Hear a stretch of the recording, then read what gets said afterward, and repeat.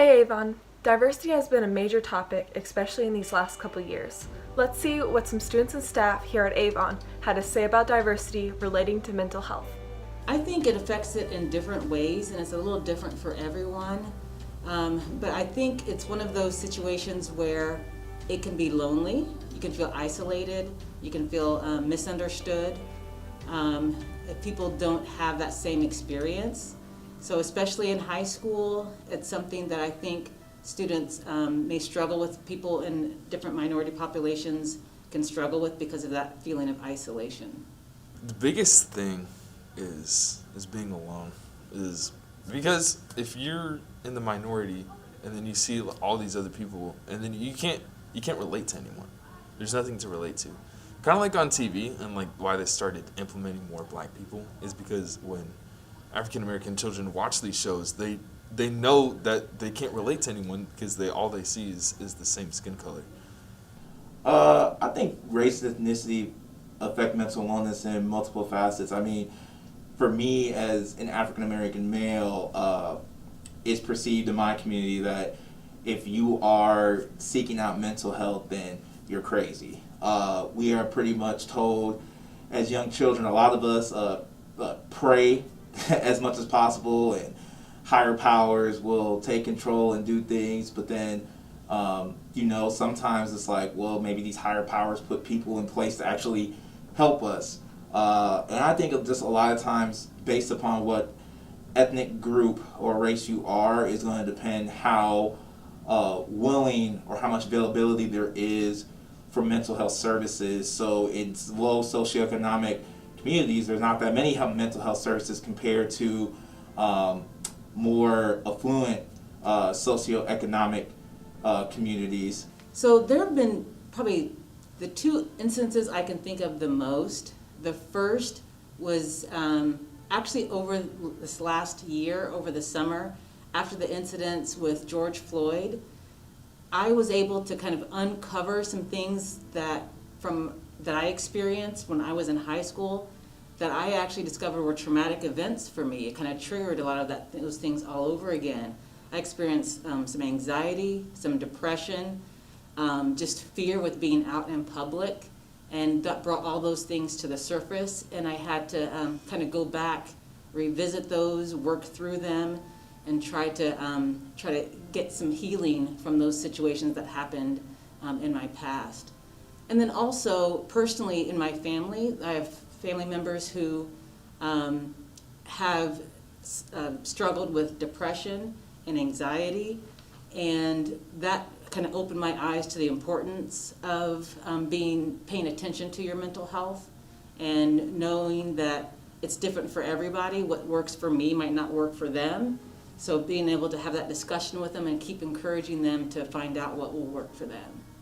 I think it can be for sometimes if you're in spaces where you don't see people that look like you, it can be very stressful. I've been in environments where I'm like, wow, I'm the only person of color here. And so it can be stressful, but then knowing that just because you're in a space that doesn't have people that look like you doesn't mean that everybody is against you. I think at times we are getting in this realm in our society where sometimes we think that just because everybody doesn't look like you, they think we're out to get you, but that's not really the case. And I can 100%, I've 100% been in those spots where I realize like everybody's here for my well-being. I have nothing to worry about. Well, so I came here 7 years ago, almost 8 years, and I feel like my mental health when I came here, I didn't know English, so I was like frustrated half of the time, and I was like, oh, I'm not going to be able to do this. And a lot of people that I mentor that speak Spanish, I see them when they go home, they text me, I can't do this, I'm not going to be able to do anything here, I'm going to go back to where I'm from, because like I have nothing to do here, and it's just like messing up their mental health half of the time. It's like, oh, I can't do this, and they're putting themselves down. So I feel like with me, even, sometimes I do stuff and I'm like, maybe I can. If I can't, I get frustrated, and I go home and I think about it, and it's like, oh, maybe I could have done something better about it, but at that time you're like, yeah, not going to happen. Yeah, when it was more prominent, my mom didn't really want me to go out anywhere. Is because she had a fear that I was gonna die, and then they kind of brushed off on me. It's like, this is real. This is real life. I think one thing that is important for us all to think about is that regardless of what group we identify with or we are a part of, that this is a we thing. It is not an us and them thing. The fact that the healthier we all are mentally, the respect that we give to one another, the way that we speak to one another, as we come to build up that level of respect, that benefits everybody. So if I am being more aware of how my speech and my attitude affects different groups in my community, and I'm working to build unified relationships with them, that not only helps them, it helps me and helps our community as a whole. I had to learn to be more cautious at stores so people don't think that I'm trying to steal things. So like when I walk into a store, I take my hood off so then people don't think I'm like suspicious, or it's like I do like my white voice to make it seem like I'm not a threat, because like I am a decently sized person, so then I understand that it could be seen as a threat, so I try to make myself seem more passive. The stigma is just, there's stigmas all across the board, but then also like for multiple groups, the stigmas are rooted generationally higher than what some of the parents and grandparents even know. And so, I mean, you're talking about breaking generational curses of being able to take care of oneself. That's very hard to do in just one generation. You need multiple generations backing up that play as well. Okay, so this was my first time in school. I did not go to Avon. I went in the bus, and I was speaking Spanish to my brother because I knew absolutely no English. And this kid was like, "Where are you from?"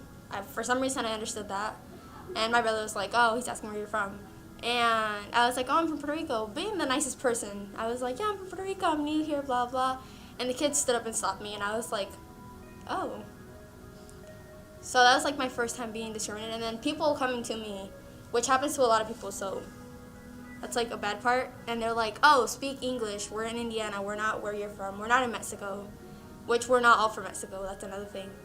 But that's a lot of discrimination. Absolutely. So we're going to back up. So in high school, I was an athlete. I was a runner. I was a distance runner. And in cross country, one of the key things you need to do is you need to run over the summer so that you are ready for the season coming in. I never ran over the summer for more than a week or so at a time, mainly because I would be out for a run in my neighborhoods, and there would be pickups that would drive by, yell racial insults at me, and even throw things. So fast forward to now, I still go out and run, but I would go out and run, and my heart would be pounding, and I'm looking around everywhere, not because, I'm running, but because I'm scared again. So it took me back to that same situation. I was afraid. I was literally afraid going out for runs. And part of what kind of elevated that fear is we did have a situation in our neighborhood. The stop sign at the end of our street had a racial slur spray painted on it. So that kind of elevated that fear even further. When you're coming in here and not knowing English, especially for my mom, to get a job was like, okay, I'm gonna have to learn English. I don't know anything. And like people would be like, "Oh, why are you working here? You don't know English," or whatever. And we come here with like the easy jobs. You work at McDonald's, Walmart, easy jobs. You're not coming here and sitting in a desk right away. So that like changes everything, especially if you're coming from somewhere that's like, "Oh, I was sitting in a desk and I got to do my own stuff, and now I'm coming here for a better job, but I'm starting off how I am."